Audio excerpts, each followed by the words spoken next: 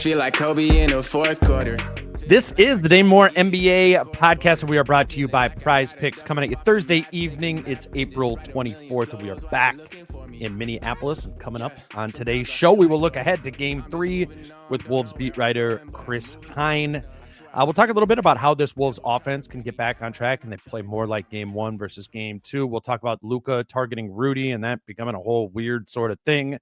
Also, Game 1, Game 2, big difference. Reid and Reid DiVincenzo, they were in foul trouble in Game 2, and that kind of really seemed to set the Wolves back in that game. Can they pounce back to what their games look like in Game 1? We'll talk about that a little bit. And then also, I just think the physicality element of not just this Wolves Lakers series, but the physicality of the playoffs as a whole has kind of been an interesting topic. So we'll talk about that with Chris and just the Wolves' ability to kind of navigate that physicality trap effectively. Today's show is brought to you by First Resource Bank, and First Resource Bank has locations throughout Minnesota, including their new branch in Minneapolis. If you're a small business owner, I know from my personal experience that community banks like FRB can do more to help those with small business dreams. You have sort of that hometown feel at all the branches, none of that rigmarole like you deal with at the bigger name banks. FRB is also pumping money into philanthropic endeavors all across the state, and their owner, Tim Siegel, is a big Timberwolves fan. So we would love it if you tried out and checked out First Resource Bank. Today's show is also brought to you by Your Home Improvement Company. And you know the deal with YHIC. If you have a home improvement project that you're like, all right, it's time. It's spring. We're getting this done. New windows. Well, they got a buy two, get two free deal on triple pane windows. Want to get that bathroom redone, a tub to shower conversion, or full-on bathroom renovation. Got 30% off deals on that as well. Really anything around your home. We'd love it if you checked out YHIC. You can do that by going to yourhomeimprovementco.com or by calling 866-777-YHIC. Whatever the project is, Your Home Improvement Company offers great financing deals that require zero money down, zero interest, and zero payments until 2026. Again, contact Your Home Improvement Company by calling 866-777-YHIC or going to yourhomeimprovementco.com. It's Your Home Improvement Company, where it's your home made better.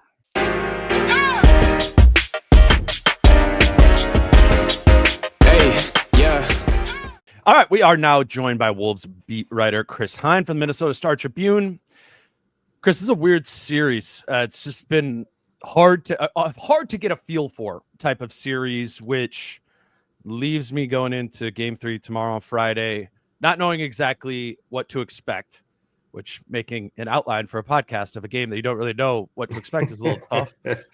So I thought we would just use what was just said at Wolves practice this afternoon. We were both just there. We'll let that give us some guidance for this episode and talking about Game 3. What did you go into practice today trying to find out, better understand? What are you going to be, I guess, writing about for tomorrow? Yeah, it's last season they struggled at home in the postseason. They were, I believe, the mark was 3-5 at home versus 6-2 on the road during the postseason. And generally speaking, just offensive adjustments. I was most interested in, we heard a lot coming out of Tuesday night of we need to look at the film, this and that. So after looking at the film, what did you see? And it felt like the Lakers didn't really do too much differently. Yep. Obviously, I think the way that they executed their defense, whether it be upping the physicality and intensity and maybe their attention to game plan detail, was different from Game 1. But I don't think schematically, it didn't sound like the Wolves saw too much differently, despite what Ant was saying about how it looked like it was a zone and this and that. To the Wolves, it was like, well, if we had just made some of the simple plays when we should have made them, we would have been okay. That was kind of the message that I, was hearing from Finch and Mike Conley today. I don't know if you heard similar, but that's what I walked away with. It wasn't so much what the Lakers did, it's what the Wolves didn't do. Yeah, I think what we got established today was that it wasn't a zone. It wasn't a zone that the Lakers were running. They were running that same gap help type of defense that they ran in Game 1. They just ran it better. They ran it more physically. They were sharper with doing it. So when on its very best possessions, it kind of felt like both a man and a zone to Ant. I think that's where Ant brought it up, and Julius kind of echoed that.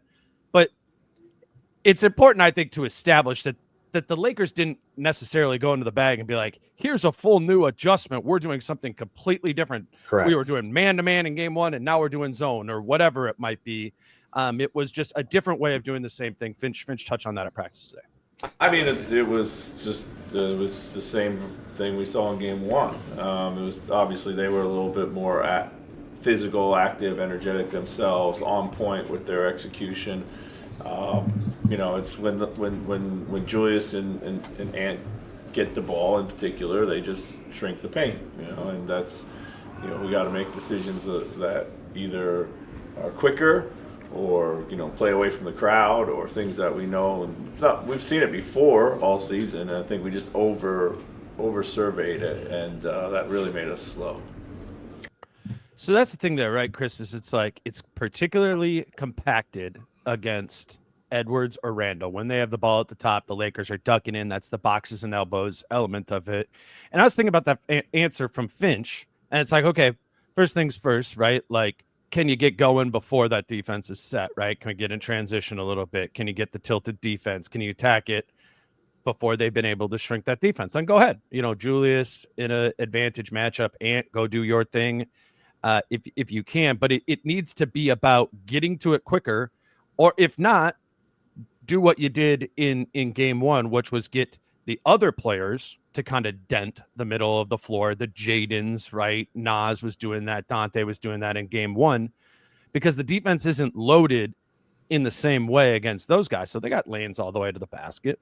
They got lanes to the middle of the floor to draw help and then play off of it. I think that's what worked in game one, was when they effectively drew help, not just like drove into the help and got there. It's like the right spots of drawing to, or drawing the advantage, so the Lakers have to react to it. And I think they opened, if I'm not mistaken, they opened game two maybe with a little bit of that. Like I remember recalling like Ant didn't really touch the ball or wasn't really that involved in like maybe the first 4 or 5 possessions of the game. I hope I'm not mixing up game one with game two there, but I think they were trying in those first opening minutes to do some of that with Jaden or just maybe playing through Rudy, Julius man, a little bit. And Rudy, yeah. Rudy, that's when Rudy was getting the touches, like right in the middle of the lane, right? Like it would get to the left side of the right side of the floor. Rudy would present himself in the middle. And we know how that goes with Rudy. Like sometimes it does. I mean, people like to point out that it never works. It does sometimes work. But I think what you're referencing there at the beginning of the game, just because I rewatched that first quarter, was like they did go to Rudy there. Rudy did not convert on those, or like one time he got fouled and got to the free throw line and missed one or two of the free throws. Yeah, was it? Did he miss both of them? Yeah, it was like I feel like it's really important for this group to do the right thing. That starting lineup in particular, to do the right thing right away and be rewarded by a result for it. Yes, you know what I'm saying, right? Yeah. Like, and so that's the question with this team. I guess we have another clip on that. I think it was Jace who asked Conley about like doing the same right thing over and over again. Can this team consistently, make the right read? Here's Conley. Challenge of trying to stay the course and make the right play again and again, even when there's not instant success with it. Yeah, and that's the challenge that we face a lot is you go to something 2 or 3 times and it doesn't work, but it is the right read. Do we pivot and shoot our own shot or find our ISO or whatever it is? And at this moment of the season, you have to continue to just do the right thing. Just try to make the right read. We got to trust each other, trust big fella. Trust us on the perimeter, make shots.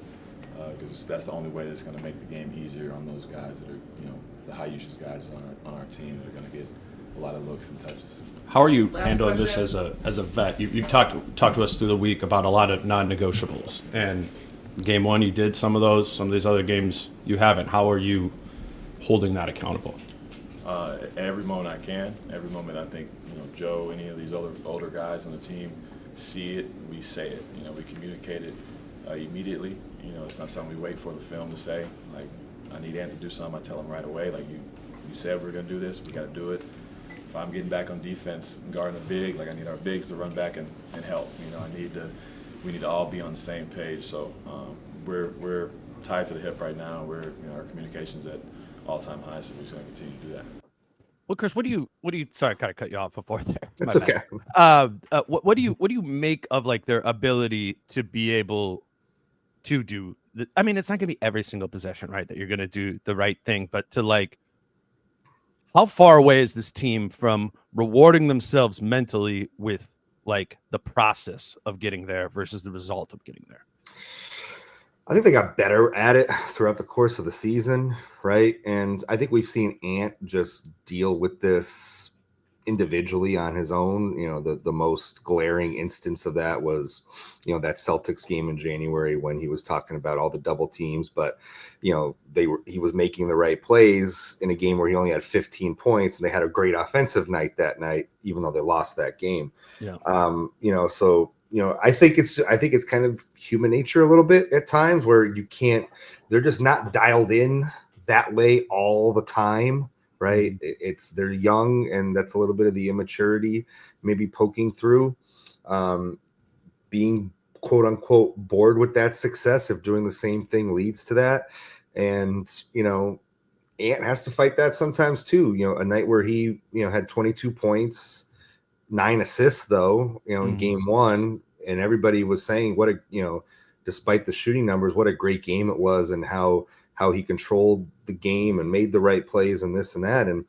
And that's what you need more of in this series. And that's where Ant has to, just recognize, and he's done a good job of this in the postseason in the past, of just recognizing what the game needs in those situations and making an easy pass. Like we were kind of talking about it before, like when LeBron is heavy in the gaps off the wing and Ant's got a shooter there to maybe his right or his left, pass it, pass and make that, make LeBron commit, or Dante or Nas or whoever, Nikhil, whoever it is that's off to the right or left, has maybe an easy open look, right?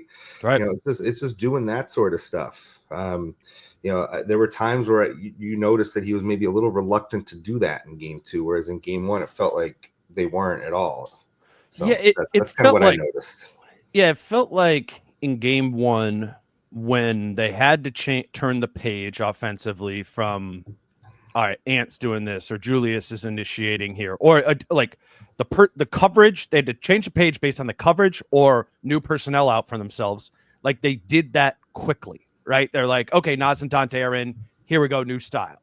Okay, they're back out, and we got Rudy back out here, but it's Rudy and Reid. This is how we play. They seem to remember quickly, or it seemed to register quickly throughout that game of like, okay, this is what we need to do. So as like it stays relatively consistent over the course of the game, the offense, even when you're doing different things, not having what we know kills this team is those 12, 13 possessions in a row of just where they kind of hit a rut and they don't score that much. The 3 or 4 buckets they get during that string of possessions do come out of isolation. And I think it's harder in more of like this concept-based, flow-based offense, right? Of it's not just like run the same play over and over again. It's like process the defense the same way over and over again. You can't just be like, okay, X here, Y there, Z here. It needs to be reactionary given what the coverage is and how they're loading the defense. And also that is just, like it or not, right? Like that is the Wolves, that is the Finch offensive style. So I'm looking in game 3 of like in that first quarter, particularly when the starters are out there. All right, what did you move through in those first 6 minutes? Okay, now here Nas or Dante's in. Did you flip? Like what is the delay time when you're switching stylistically how you're playing, which has been, it's been a problem with this team the entirety of the Gobert era, both sides of the ball, right? Okay, Cat's out there with them. Okay, Rudy's out there, or Rudy's not out there, Cat's out there. Does it take 4 or 5 possessions to get back into understanding what your personnel is and how you're going to play, or do you do it right away? And I really think if the Lakers stay in this, that's what this series comes down to. The games that they're more decisively understanding what they have to do, how quickly they get to it. I just feel like that's going to determine the result. It's at least going to determine the effectiveness of the offense, which I don't know about you. I just feel like that's what is going to kind of define this series for the Wolves is how much offense can they score? Because I do trust in their defense. Not to shut them down. Their defense is just, the Wolves' defense is more repeatable, right? The offense is more variable. So can you make the offense more repeatable? That to me, that's just going to define this series. I was just going to make the point that, a lot of that in game one, we talked a lot about the transition as well. And if there is an element of this that maybe does get jump started a little more in game three that wasn't as much there in game two, maybe it is the transition and the fast break opportunities that just open up the flow and get the Lakers out of position, whether it comes in fast break or just semi-transition or things like that. That to me is one of the areas that, because their defense has held up largely well through these two games, you can get back to a little bit of that as well. And I think that helps. That'll help kickstart the offense as well. Don't know that you can expect to hold the Lakers under 100 points the entire series, but I do think, and that's where these starts, come into play. Like, the Lakers had a great first quarter. Wolves couldn't get out in transition early on as a result. And all of a sudden it's 34-15. So, it's a little bit of that. So not only do they have to start, better offensively, but, part of that is going to be starting a little better defensively and not letting Luka just command the first 6 minutes of the game. If they want to start better offensively, as well as they have played defensively in the first two games, they got to start better defensively as well. And maybe that helps them on the offensive end of the floor as well. I think that's where your home crowd thing comes in. Yes. You know what I mean? Like, and I do think, and I'm not going to lie, when there was about 16 questions asking about being home today from the various reporters, I was like, man, I don't even know how much players even register if they're home or on the road. It's like way less than I think that people, right? I mean, yeah. Am I right? I mean, but I'll take a slightly different take on that. I think the energy helps. I do too. But I also, yeah. But conversely, I also think one of the things that I've noticed about covering a lot of playoff games now the last 4 years in Target Center, the nervous energy also contributes as well. And I think when things start to go sour, you can feel it in Target Center. And I think that can fans affect, are still standing up and we're 3.5 minutes into the game. yes, stuff like that, right? Yeah. But I think that can affect like the energy of the offense. Like, maybe guys start to be like in their heads about like, well, I got to get us out of this. You go a little more ISO heavy. Like I could see how that can have an effect, to be completely honest, how the energy of the home crowd positively and negatively can affect this team. I could see it, particularly at the beginning of the game, having a positive impact. Yes. Okay, the Lakers make their first mistake in the first 5 minutes of the game, and it's a turnover, and it's a run-out dunk for Ant or Randall or whatever. And then there's and there's like some of that starts coming, and it gets the ball rolling for that starting lineup. Maybe that has not had the ball rolling, through the first quarters of game one or game two. So, yes, I mean, not totally poo-pooing it. I know Target Center is going to be like lively and going, and I do think that will help. It just feels like they got to do something to ride that wave of getting there, because I don't know if like just Target's like, let's go Wolves is going to like, I don't know if that would have solved the first 6 minutes of game one or game two. You know what I'm saying? No. It's, they need to do something to then ride the wave of the crowd there. But I would put that out there as good of a reason as any to expect a better first quarter than we got from the Wolves in game one or game two. I don't know. Obviously, like some of it as well is going to be like, how quickly can you diagnose, what the Lakers are in and what you want to be getting to. I would think by game three, and provided it's a similar look by the Lakers, which we can assume, it's like, all right, we understand the homework assignment. Everybody who's watching here is jazzed up to watch it. Let's execute it and use that as the momentum that starts here. Yeah, I don't know. I'm struggling to believe in the start of the games for this team, just given how rough it was during the regular season. Right. Yeah. Well, that's just it too. This team has been inconsistent, to put it mildly, with its starting lineup and starts to the games all year. So why should we expect anything different? I don't know. Right. And I do think, listen, if they start similarly in game three, the way they do in the first 2 games, I think it would be a fair question going into Game 4 to ask Finch if he's considering a change of the starting lineup at that point. Yeah, you had so much success with that. But I do think if it's a similar start in Game 3, I think that should be on the table. Mm-hmm. Yeah, if Mike has a similar game, it can impact it. That's I am open-minded to the possibility that it could work again, because Mike did work in Game 1, even guarding Hachimura and all those things. Let's grab our first break here.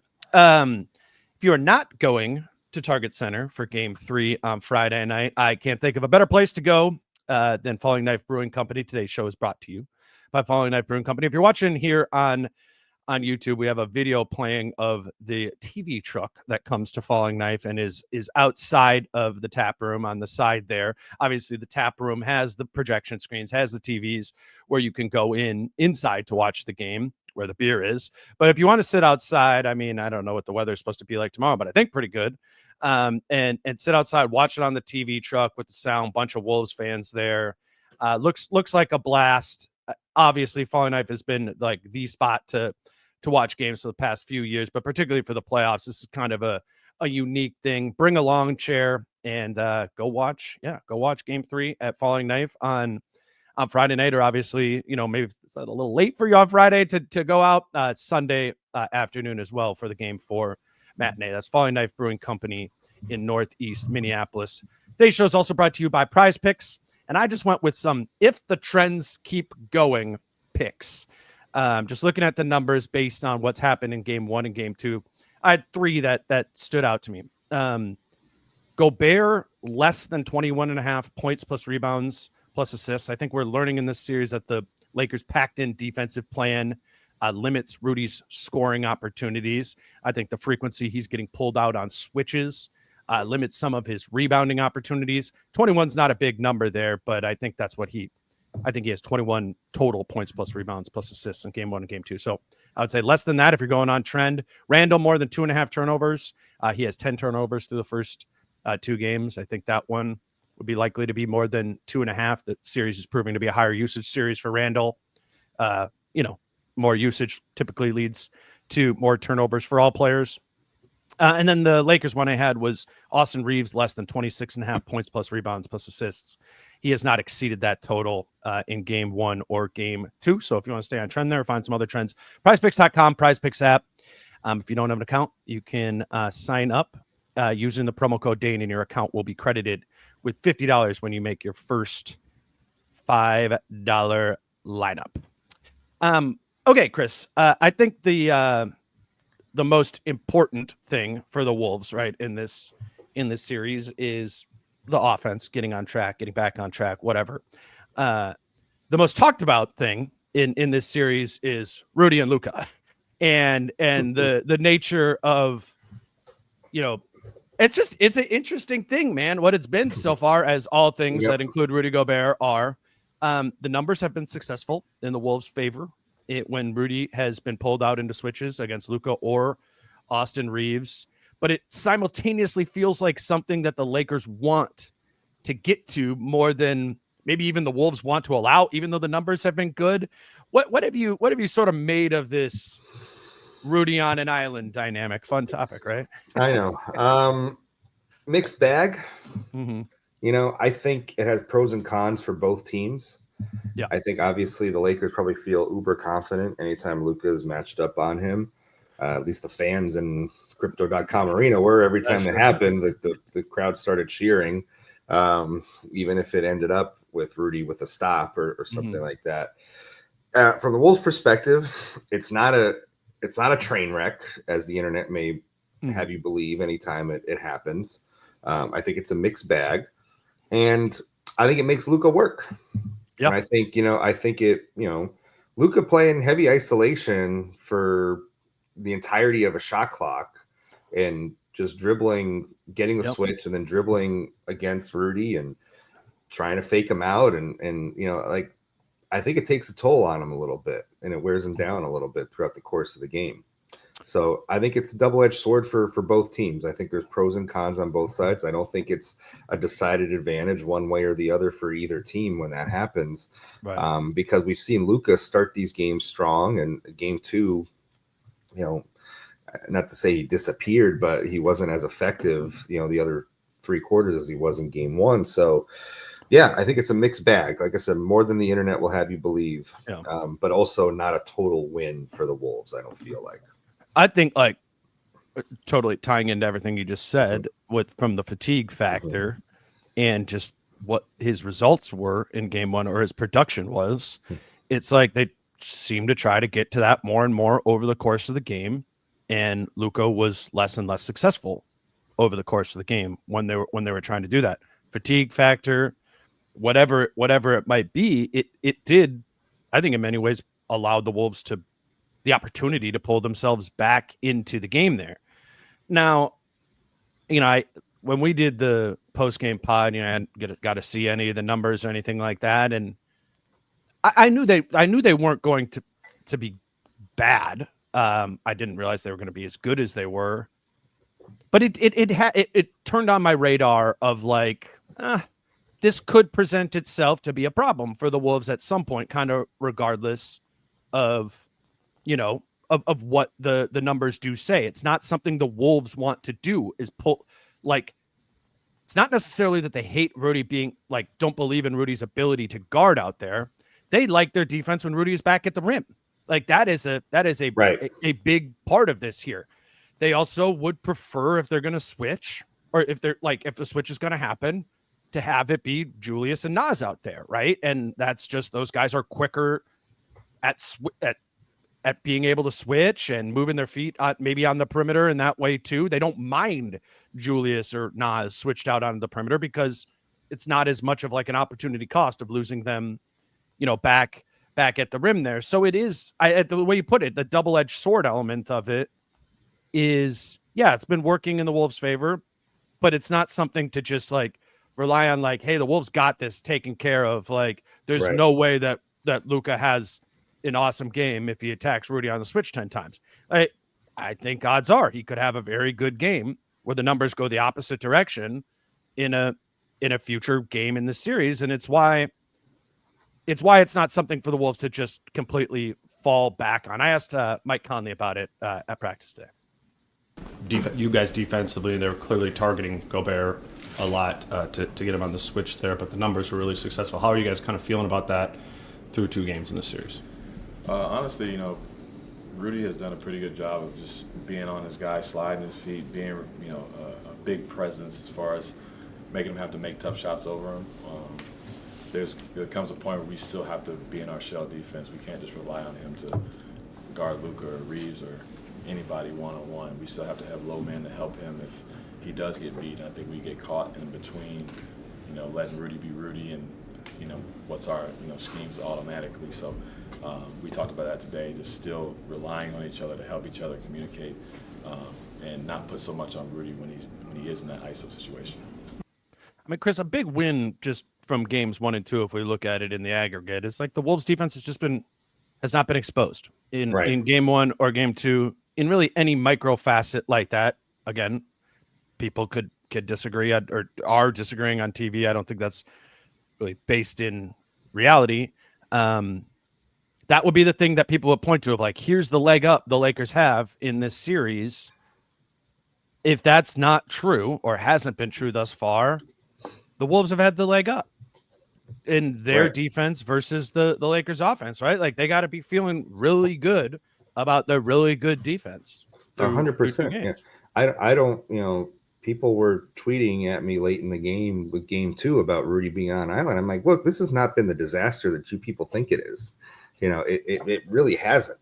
I said they were at 90 points with 3 minutes left in game 2. Like if you say that going into a game, you're going to take that as a win. Like you'll take that if you're able to get it before a matchup. We've seen Jaden kind of, I don't want to say cheat, but like, the doubles sometimes come in these situations. They don't come right away, but we've seen Jaden try to switch on to Luka at various times when Rudy's been kind of isolated against him. Like the Wolves have a plan of attack for these situations, and sometimes they are able to switch back, or somebody's really helping off of somebody that they don't really care too much about that's going to kill them shooting wise. So I think the Wolves have. Overall, the defense has not been the problem. The defense was not the problem in game 2 overall. Early on, yes. Early on it was. Everything was a problem early on. And that did include Luka being isolated on Rudy in those situations. I think for the Lakers, it kind of is almost the break glass in case of emergency go-to, because nothing else is working. They can't generate ball movement. They can't generate good looks against this Wolf defense. So what do? They isolate on Rudy, because it's one of the only ways they think they can get a decent look, because I think otherwise the Wolves are doing a good job against everybody else so far in this series. So this is the one fail safe that they have. And I don't want to say it's an admission of defeat, but it it kind of is in some ways for the Lakers offense. I don't know that they would want to hold a heavy dose of just Luka in isolation all game long. I agree. I mean, and just to the switching back, they call it tagging back in. Back in, yes. Yeah. And it's beautiful when that's executed.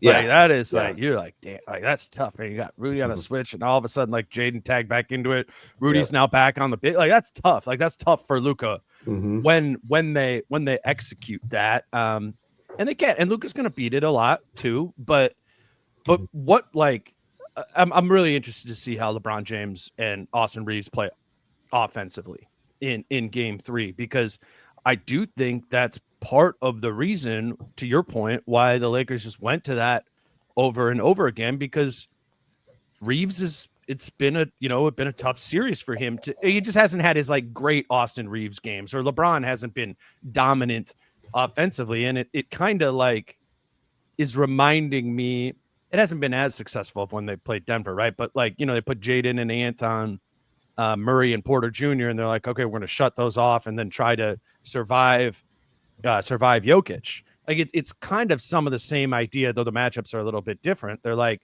all right, if we can cool Reaves and James, then you're going to live with Luka having 37 if it's on really high volume.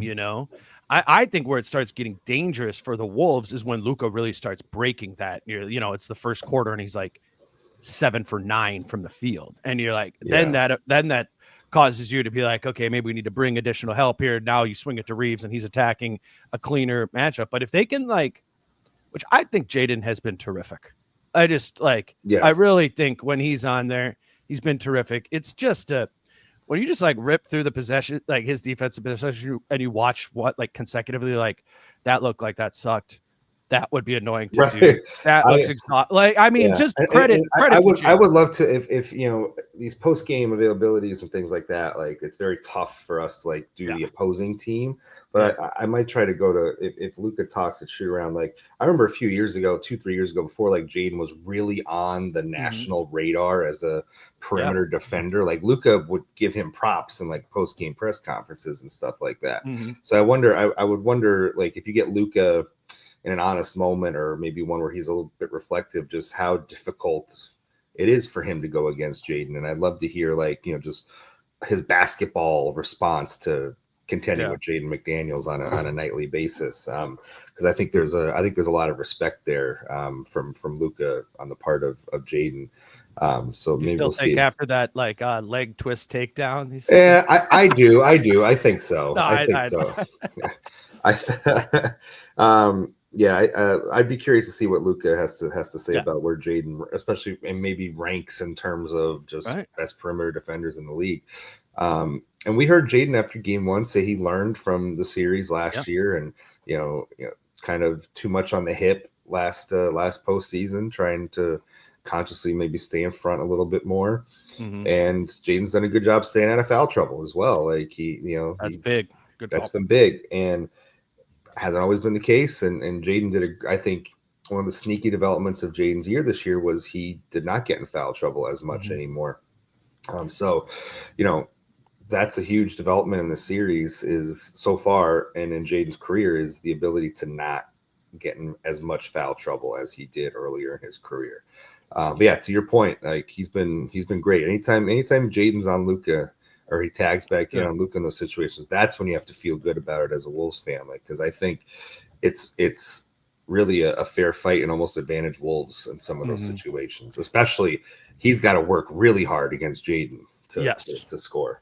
That's probably the biggest thing, because it's not like he hasn't been scoring on Jaden, but it's like it's just a different degree of like. I mean, everybody knows I respect Nickeil Alexander-Walker's defense like up and down, but it's just I don't know. I mean, 65 pounds? Maybe Luka has 60 pounds on him. I mean, it's just like there are limited options in this series, I think, that the Wolves can use to physically match up on with Luka, not because Dante's not a good defender or Nickeil's not a good defender. It's just they are so, I don't know. In my head, I'm kind of like, okay, if it's not Jaden, Julius, he's like, it's like that might be number 2 in my pecking order of. I was watching the couple of times that Terrence Shannon was guarding Luka the other day, and physically, that's a match like this. Physically, Luka got him on the pump fakes a few times, so obviously the discipline,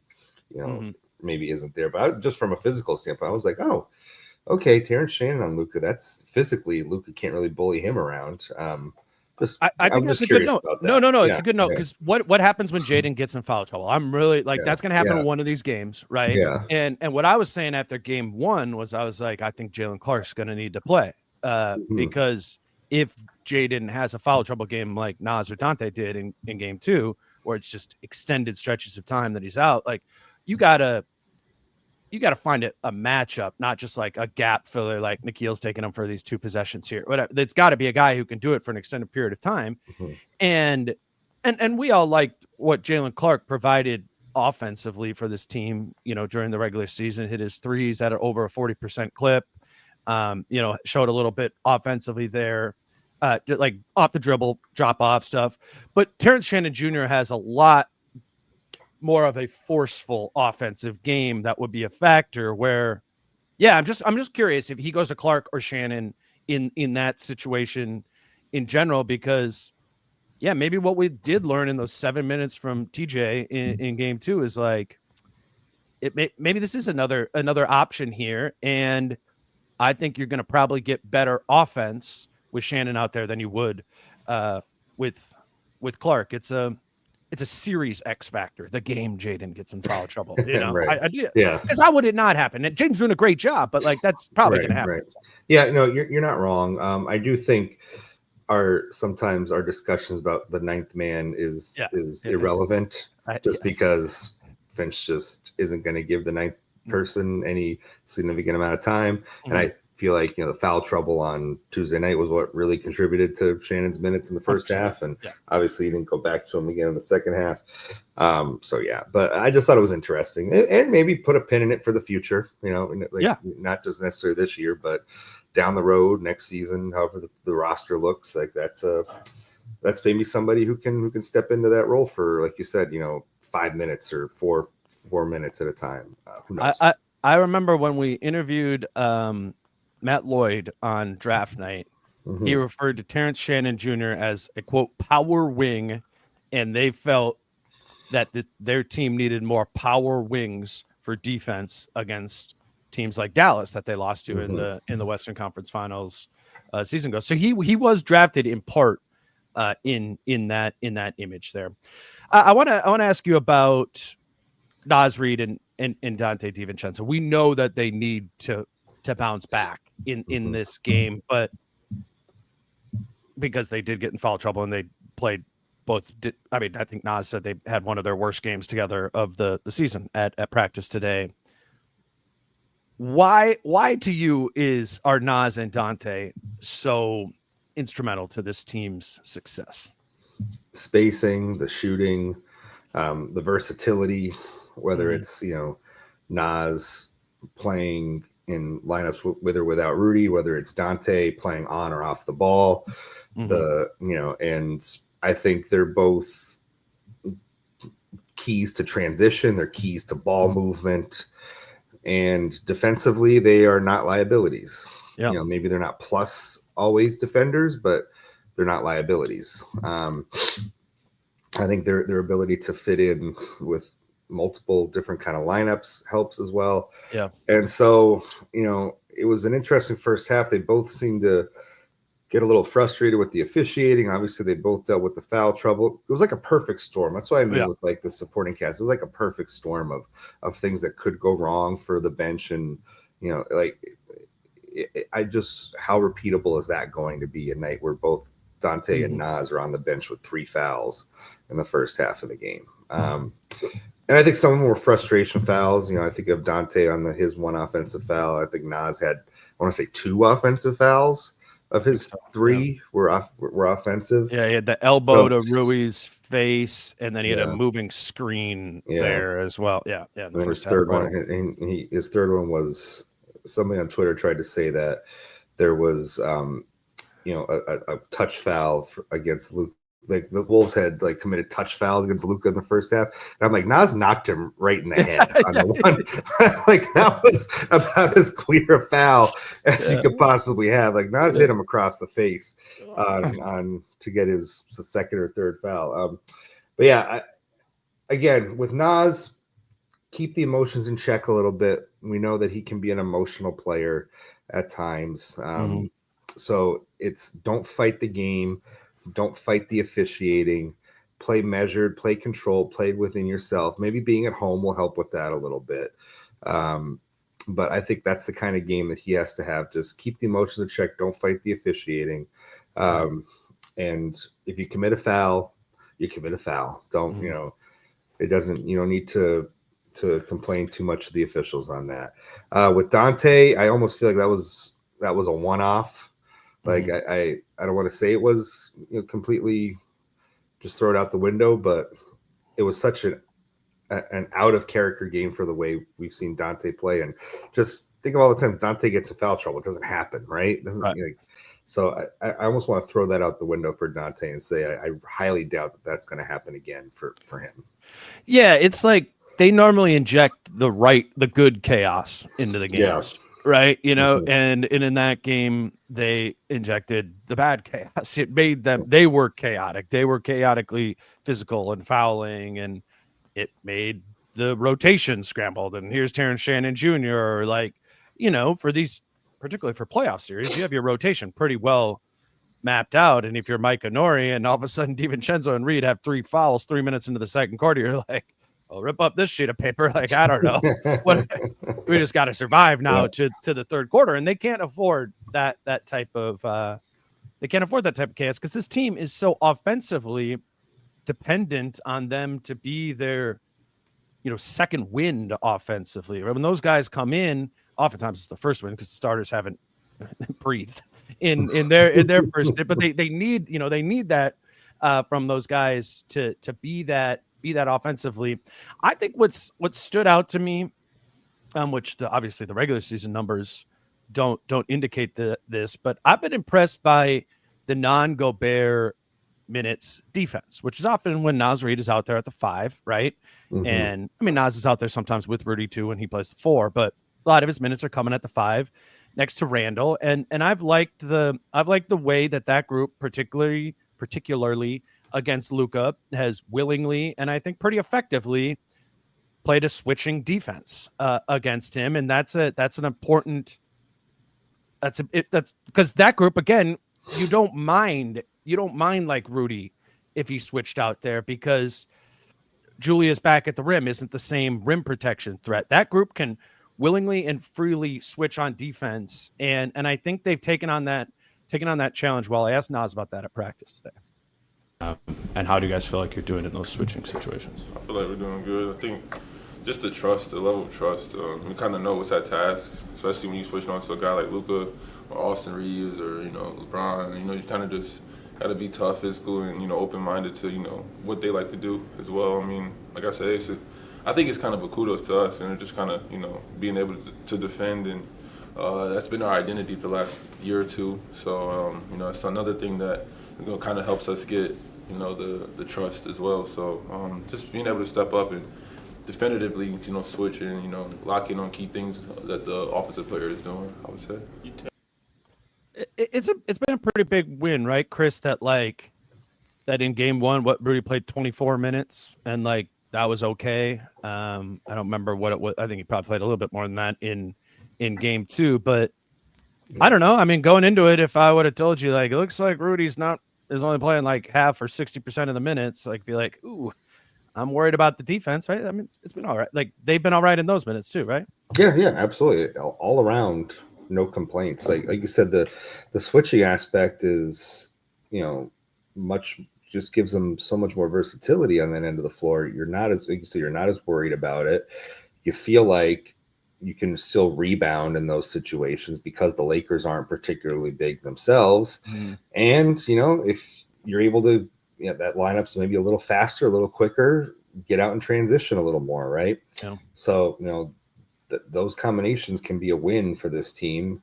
We've seen, the bench just be, in general, net rating monsters with various combinations throughout the course of the season. And, that's one of the reasons why the defense doesn't really drop off too dramatically in those situations, especially if, you're not doing it for the majority of the game. But yeah, and I wonder, like you said, Rudy played 24 minutes in game one, as the series goes on, and if they're not in as much foul trouble in game two, are Rudy's minutes in that range? Not because Rudy is particularly a liability defensively, but because those lineups just are playing well. You know what I mean? It not necessarily doesn't have to be an indictment on Rudy per se. Well, it's not an indictment on Rudy's defense. I think if you're looking to make an indictment of why did you only play why did Rudy only play 24 minutes? It's because it's an indictment of Rudy's offense, and being like, hey, the Reid and Randall group killing it, Yeah. And this is, I remembered I tweeted this out last night. The most used lineup by the Wolves through the first two games, other than the starters, obviously the starters has been the most used lineup because they start, has been Reid, Randall, McDaniels, Alexander Walker, and Conley. And they're playing that lineup at the beginning of the second quarters and the beginning of fourth quarters. And you just referenced the Wolves' incredible bench lineup. They're the best net rating in the league. It was Gobert, Conley, Alexander Walker, Reid, and DiVincenzo, the best net rating in the NBA, a five-man group during the regular season, right? And that's when that group will play. It was at the beginning of second quarters and the beginning of fourth quarters, right? So they've gone away from that group, I think, in part of this idea of less Rudy, and they've leaned into this Reid, Randall, McDaniels, Alexander Walker, and Conley group. It's been awesome in these two games. And I don't take it to necessarily be an indictment of Rudy, because we know that other group can work. It's just, this is a kind of funky series for Rudy because it's harder for him to make an offensive impact in this series due to the way that they're packing the paint. And I just think it's a pretty big win and a pretty big reminder of how just excellent the Wolves bench is.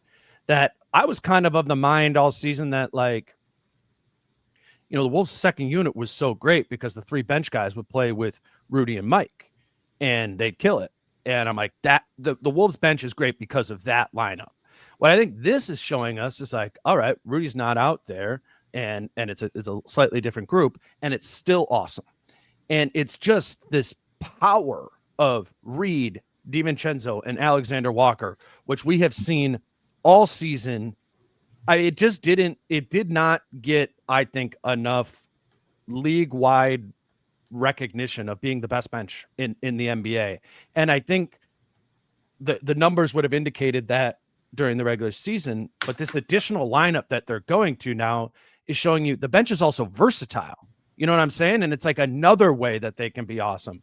Whether it's this series against the Lakers who have a bad bench or whatever. I don't know if they play Houston or Golden State next round if they get there or even beyond. I just think the Wolves bench, when you look at the end of a 7-game series, you're going to be like, yep, they took care of business in those minutes. If you got that Nas and Dante and Nikhil, 2 or 3 of them out there, and you're playing against second units, as there's going to happen at the beginning of second and fourth quarters, 90% of the time, man, the Wolves are going to kill in those minutes. That's just that's as big of a weapon in their identity as I think anything. And we often don't think about teams that way of like one of their biggest weapons is their bench. It's normally like, the top 3 players, but we know this, everybody knows, I'm not saying anything new, but it's just like a reminder of just how potent this bench group can be. Yeah, it gives them the ability to shapeshift and take on different identities. We talk a lot about how, you just mentioned it yourself, like when they have different personnel, earlier in the episode, they play stylistically a little differently, right?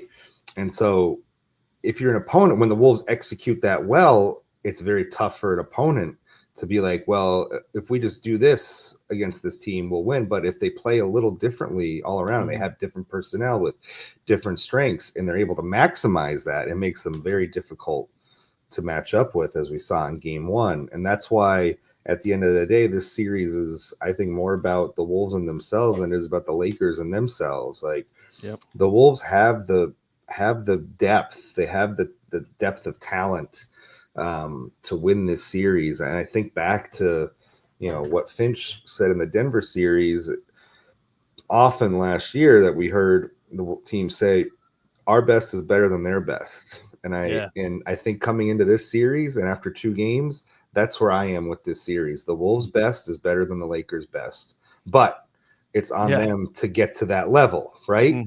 So you gotta reach that level. You gotta reach your best or close to it to win this series, because Luka Doncic and LeBron James are on the other side of the floor, and if you make mistakes, they're gonna make you pay.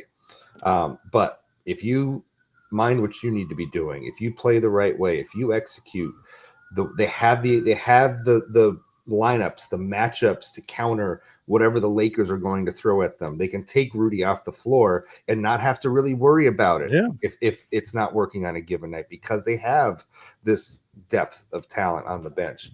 And that's why the Wolves' best in the series is better than the Lakers' best. Yeah, no, I like that. I remember that line. I think they can win this series if they play like that. It's the things that get the Wolves away from their best are, approach. Sometimes we saw it during the regular season or maybe the beginning of the game, but it can also be just kind of a chaotic sequence throughout the course of a game. I think about game 1 and Vanderbilt's little third quarter or whatever. They're an emotional team too. They're an emotional team. Whether it's the physicality, whether it's the officiating, that can derail them, right? Yeah. We've seen, obviously, they struggle when it comes to late game offense. If these games are close late, look, one of the things that we haven't really talked about, they cut it to 9 in the fourth quarter, and then it's 3 straight turnovers. Yes. Right. Big concern going into game 3 here. So, there are fatal flaws with this team that they have to mind, and they have just to things watch that out for. It's repeatable things that, I don't know. It's been tendencies. They have tendencies. That's the word that derail them. And yes, the start of games, the close of games, but also, and I just think this is one to have like the radar on for too, is like physicality. Not that the Wolves aren't tough and physical themselves, but they can be at least temporarily derailed by physicality in over the course of a game or a quarter, maybe is the better way to put it. And I thought Finch's answer today when he was asked about it was interesting, because it does feel like in these playoffs, not just in this series, the league is allowing more physicality in these playoff games, which does kind of force you to adjust a little bit based on what you got used to during the regular season. So I want to play this Finch clip. Super physical. I mean, to me, they've gone way too far on the physicality. I think, I'm not complaining about the way our series in particular has been reffed. I'm just saying in general, I would think that it's gone too far. Like, it feels like it's physicality without purpose. It's disrupted the flow. Look, if there's not a fight in that Houston Golden State series, I'd be surprised. I mean, I think it just feels like it's on the edge every single time. You play 82 games in a certain way, and then they flip the switch, and I do worry about the ability to be able to control that. That's what they want, and that's what we're getting right now. Chris, it seems like you have a team built for physicality, Yeah. but it can Sure. go a little too far? Yeah, I mean, Or listen, all these things bother you if you let them. Yeah. My problem with right now is it just feels out of context. It feels like it's not the right type of physicality that we're trying to kind of integrate into our game. But, we'll just have to kind of keep working through it. It's interesting to me, Chris, that like the guys who seem to most bring that for the Lakers are Vanderbilt and Hayes, who have had like really limited, roles thus far. So it's kind of like, it kind of does feel like that, go out there in your little 4-minute stint here and try to piss off Randall or Ant or whatever. And it's worked. I mean, with those two guys, it worked the game too a little bit. Yeah, I mean, they're not kind a of lot, like but, goons, that are out there to almost mess that up. It's just all worth noting of like that could be a swing factor in a game or in a quarter of like something that they're on track, and then all of a sudden we're like, wait a minute, they only scored 7 points for the last 6 minutes. Like, what happened there? And it's like, oh, that was after Vanderbilt clotheslined Rudy or whatever, and stuff like that. It's physicality seems to throw them off, not because they're not a tough team, but because the Lakers, at least in particular, have guys who are just trying to like bring that, and then if Nas maybe tries to match that, then he is. He's in foul trouble. It doesn't matter that much if Jared Vanderbilt picks up fouls, because Jared Vanderbilt's going to play like 12 minutes max in the game. You know what I'm saying? Like, there's a weird dynamic to that. Yeah, it's I would be just a little cautious about what I would ask for if I was Finch and the Wolves. I don't think you want more whistles. I don't. Yeah. I think you want the physicality, I don't think you want the officials to all of a sudden start calling more stuff. Mm-hmm. Yeah. Especially when it comes to the way that you play defense on Luka and LeBron. I think you just got to be careful what you wish for. That's all. Right. It's like, the Wolves want to have the freedom to bump. Like, it's just a more physical, like guarding situation. What Finch is talking about is, what did he say? The out of context one. It's like, and I get that. That's a distinction to be made. But to your point, I think that those things are often like connected. If they're like, hey, that's a technical for doing that. Well, you're probably not getting away with a hand check on the other way. Those things, I don't know, kind of. I just think the more I tend to think the more the referees don't call stuff, the better it is in the end for the Wolves because of how they play defense. So I would not want them to start calling some of this stuff. Let them play. I think that favors the Wolves. Last thing, I'm going to have the link to Chris's book to pre-order it in the show notes to this episode. I mean, there you go, baby. This isn't actually the book. This is just like a dummy copy with have to say wrapped around, and it's not the actual book yet. I mean, I love it. There we go. Yeah. Has it been fun doing all your like your appearances and hits? You've been all over the place. I'm glad people are giving me the opportunity to get it out there and promote it. So I'm very grateful for all those that have had me on their various shows and podcasts. So yeah, very, very much so. Absolutely. Yeah. I mean, we've been talking on here about it obviously for many months since the pre-sale started, but and I've said this before as well, but I think I could speak to this on some level of personal experience. I mean, Chris and I have different jobs, but the nature of this job, which we're both blessed to have and be doing, is you very much go through the spring. And on a personal level, it's like, okay, it's done. And now you have the summertime to kind of, recharge before September's here, before you know it, or even summer league in July.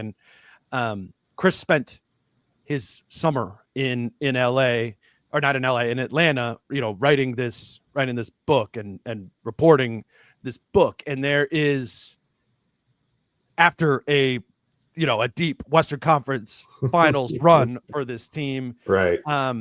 That's just, from my perspective, that is a lot, and it's some might say insane. I've said that to you. I think I texted you. You sent me like a picture from Atlanta. I'm like, you're insane. Put the pen down. But yeah, just I mean, in general, if you listen to this podcast, I'd be shocked if you wouldn't enjoy a book on Anthony Edwards, but it's also a lot of work and not work that just existed in the summer. You've spent probably tens of 20s, 30, 40, 50 hours, going on different shows, promoting it as well too, which is additional time. So it's just easy, just throw the pre-order in. It's in the show notes below here. You're going to probably want to read it at some time this summer, as I've learned from talking with Chris. Those pre-orders really do just help the overall production and sale of the book. So I'm proud of you, man, to see you in LA with Wendy, and you're big time. It used to just be us, man. It used to just be us. He's been a good friend ever since I started covering the NBA. So I was glad that I was able to go on their show. June 3rd, we're still hyping it up. Let's throw it one more time here. There you go. June 3rd is the official date. But yeah, like I said, pre-orders, it helps with the algorithm. It helps with, just my publisher getting excited about it, like all that stuff. So if you can, pre-order it, that would be great. And, hopefully, like I said, as the actual release date gets closer and people, actually have physical copies of it in their hands or can buy it, we hope to be setting up, some things around town, and hopefully we're able to set up a live show at some point or whatever the case may be. Where we could actually interact with the fans, vote an episode just to the book, and sign it and whatever. No, it's I mean, you sent me a copy of it, and also have been sending me screenshots for the last 9 months. But hey, look at this little anecdote. Yeah, it's like I'm just saying to people, again, if you like the Wolves and you're interested by Anthony Edwards, or you don't like the Wolves, you're interested by Anthony Edwards. There's just a bunch of stuff that there hasn't been previous reporting on. So, in the show notes again, hit that pre-order and help us out a little bit. Chris, this was fun. I will see you at game 3. Yep. All right, yeah. Or I don't know if I'm much. They sent the email out for shoot around. They're shooting around tomorrow. Okay. So I guess I'll have to see it tomorrow morning. Maybe. What we're gonna do with the pod for the post, we're gonna do a post game show again after game 3. Kyle's coming back out here, so we will do that. That will be the next show in the feed. But I hope this got you all tuned up for game 3, and I will see you all tuned up in the stands at Target Center on Friday night. Appreciate you doing it, Chris. Until Friday night with Kyle, he's Chris. I'm Dane. How I'm feeling, man, I hope it never stop, yeah. Green and hot so you can find me in the crowd, yeah. Don't let standards ever bring you down, yeah.